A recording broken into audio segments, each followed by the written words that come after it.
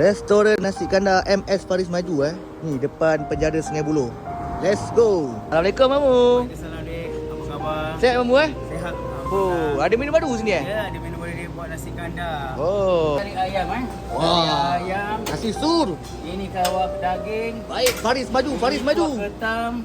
Baik. Ini kuah kambing. Ini nasi kari ikan. Kicap.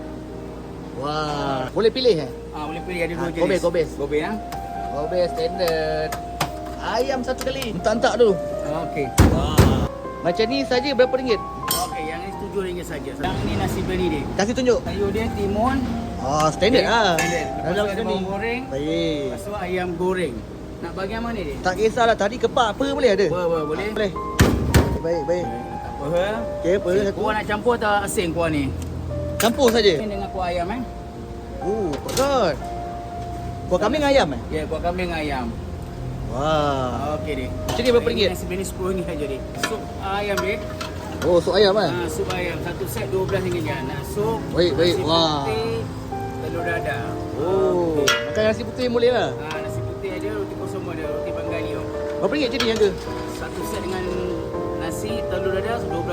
Yang ini pula kambing dia. Oh. So, sama je. Dia satu set RM15 kambing. Boleh jalan. Okey, ni panas-panas dia. Baik.